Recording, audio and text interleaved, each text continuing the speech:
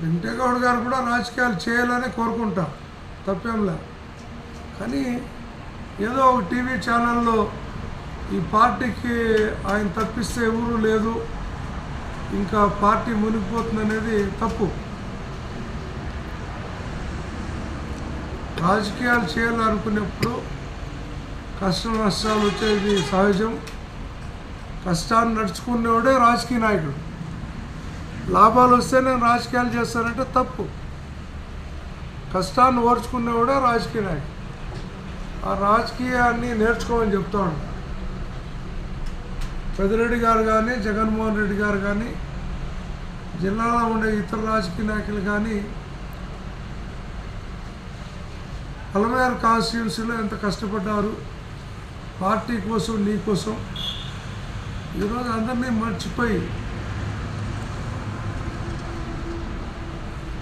Party గడ్డు కాలంలో ఉంది, నేను తప్పితే లీడర్ లేడు, ఎవరు ప్రత్యాయం లేదు, నేనే మొనార్క్ అనుకుంటే వాళ్ళని తప్పు. ఈ పలమనేరు గడ్డ మీద వదిలినోడు నేను. పెద్దిరెడ్డి రామచంద్రారెడ్డి గారితో, జగన్మోహన్ రెడ్డి గారితో, భారతమ్మ గారితో మాట్లాడి రాజకీయ జీవితాన్ని ఇచ్చింది నేను. అది మర్చిపోవద్దని మాత్రం చెప్తాను. రేపు జరిగేటువంటి ఎమ్మెల్యే ఎలక్షన్స్లో నిన్నే అభ్యర్థి చేయాలని ముక్త కుంఠంతో అందరూ కూడా పలమనేరు కాన్స్టిట్యున్సీలో నీకే ఏకీభవించి చెప్పాం. ఈరోజు ఇక్కడ ఎవరు లేరు అంటే ఖండించే నాయకుడిలా. ఎవరూ లేరని ఒక టీవీ ఛానల్లో వస్తే నువ్వేం చేస్తావు? పార్టీకి వ్యతిరేకంగా ఒక న్యూస్ ఛానల్లో వస్తే నువ్వేం చేస్తావు అని అడుగుతా ఉన్నా.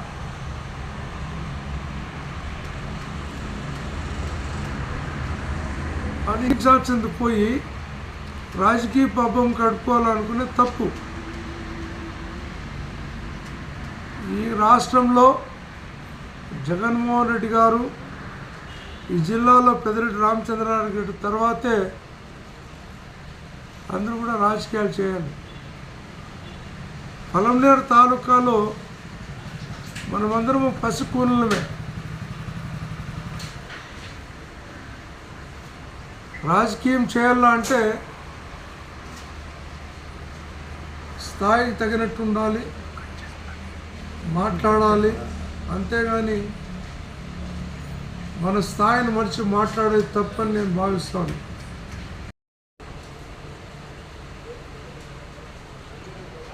డబ్బులు లేదు, నేను రాజకీయాలు చేయలేనేది వేరు. నువ్వు ఇస్తే చేస్తా, లేకుంటే ఈ కాన్స్టిట్యున్సీలో ఎవరు పార్టీకి దిక్కంటే ఎట్లా మనగాలు 76 మనిషి ఉన్నారు, బాగా గుర్తుపెట్టుకోని చెప్తాను. సోనియా గాంధీని ఎదిరించి తండ్రికి ఇచ్చిన మాటకు కట్టుబడి నల్ల కాలువ ఇంకా ఓదార్పు యాత్రకు బయలుదేరినటువంటి జగన్మోహన్ రెడ్డి ఎన్ని కష్టాలు భరించామో మనం చూసాం. ఓర్పు అనేది ముఖ్యం రాజకీయాల్లో. ఆ ఓర్పు లేనప్పుడు జగన్మోహన్ రెడ్డి గారికి కానీ, పలమనేరు కాన్స్టిట్యున్సీకి కానీ తప్పు చేయొద్దని చెప్పి హెచ్చరిస్తున్నాను. రాబోయేటువంటి శాసనసభ ఎన్నికల్లో పలమనేరు నియోజకవర్గంలో నువ్వు లేకపోయినా 100 మనిషి ఉన్నారు క్యాండిడేట్లు అని చెప్తున్నా. 100 మనిషి ఉన్నారు ఇక్కడ.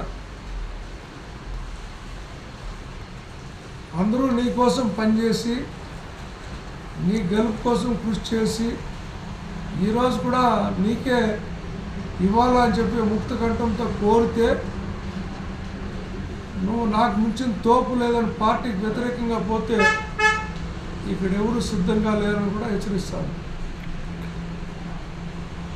టికెట్లు ఇచ్చేస్తానంటే అందరూ వచ్చేసి సినిమా చూస్తారంటే అందరూ మనోళ్ళు కాదు.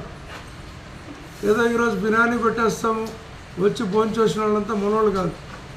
ఎథికల్ వాల్యూస్ ఏమున్నాయి, ఎవరు మన వెనుకబడి ఉన్నారు, ఎవరు పార్టీ కోసం పనిచేస్తారనేది ఒకసారి ఆలోచించేమని కోరుతా ఉన్నాం. మన లక్ష్యం పలమనేరు కాన్స్టిట్యున్సీలో అభ్యర్థి ఎవరైనప్పటికీ జగన్మోహన్ రెడ్డి గారు సీఎం కావాలి. పెద్దిరెడ్డి రామచంద్రారెడ్డి గారు, మిథున్ రెడ్డి గారు ఒకటే కోరుతున్నారు. వాళ్ళకి 50 కాన్స్టిట్యున్సీలు ఇచ్చారు రాయలసీమ మొత్తం మీద. వాళ్ళ నేతృత్వంలో మనం పని చేయాల్సినటువంటి అవసరం ఉంది. కాబట్టి రాజకీయాలు కూడా మనం 10 మందికి పనికి వచ్చేట్లా చేయాలని నేను భావిస్తూ ఉన్నా. ఎక్కడా కూడా రాజకీయాల్లో వ్యక్తిని నమ్మిన తర్వాత ఆ వ్యక్తికి చంద్రబాబు మాదిరి వెన్నుపోటు పొడిచే రాజకీయాలు ఉండకూడదని కోరుకుంటాను. ఎస్పెషలీ పలమనేరు కాన్స్టిట్యున్సీలో. కాబట్టి జగన్మోహన్ రెడ్డి గారిని ముఖ్యమంత్రి చేయడానికి మనమందరం ఏం చేయాలని ఒక తాటి పైన వెళ్తే బాగుంటుందని నా అభిప్రాయం. నాకెందుకు ఎమ్మెల్యే పదవి, వాళ్ళకెందుకు ఎమ్మెల్యే పదవి అనుకుంటే శాసనసభలో ఎవరో ఒకరు వెళ్ళాలి పలమనేరుని. ఇంకా నాకేదో బిల్లులు రాలేదు, బిల్లులు ఇస్తే నేను చేస్తా, లేదంటే నాకు మించిన నాయకుడు ఎవడు ఉన్నాడు అనుకుంటే నీకు మించిన తోపులు ఎక్కువ ఉన్నారు ఇక్కడ. బిల్లులు అనేవి నువ్వు చేయింది ఎంత, నీకు వచ్చింది ఎంత, రావాల్సింది ఎంత, ప్రజలు క్లియర్గా చెప్పాలి.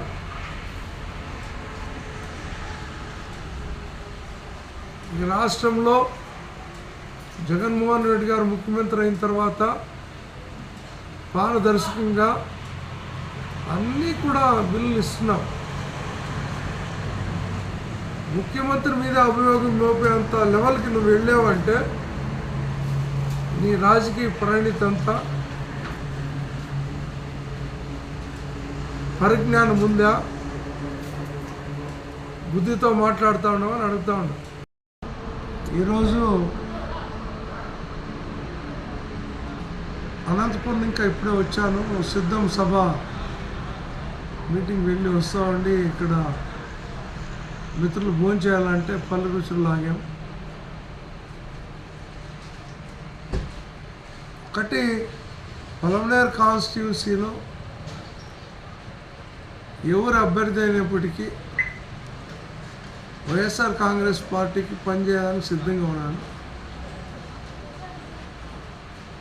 కొన్ని విషయాలు పత్రికల్లో, టీవీ, మీడియాలో చూడడం వల్ల కలత చెంది మాట్లాడాలని తప్పితే నాకెవరి మీద ద్వేషం లేదు. ఏదైనా మనకు సమస్యలు ఉంటే ఇంట్లో పరిష్కరించుకోవాలి, కానీ పేపర్లకు టీవీలకు ఎక్కినంత మాత్రాన సమస్య పరిష్కరిస్తుందా అని ప్రశ్నించిన వాళ్ళు అడుగుతూ ఉన్నారు. వైఎస్ఆర్ కాంగ్రెస్ పార్టీ విజయానికి పూర్తి స్థాయిలో కృషి చేస్తా. పార్టీ అవకాశం ఇస్తే పోటీ చేస్తారని కూడా చెప్తాను. రెండోది, పలమనేరు నియోజకవర్గంలో మా కుటుంబానికి ఉన్నటువంటి చరిత్ర ఈరోజు కాదు. మా మామగారు సమితి ప్రెసిడెంట్గా పోటీ చేసి గెలిచారు, రామయ్య గౌడ్ గారు. మా మామగారు జిల్లా పరిషత్ చైర్మన్గా ఉన్నారు. ఇంత రాజకీయ చరిత్ర కలిగినటువంటి కుటుంబంలో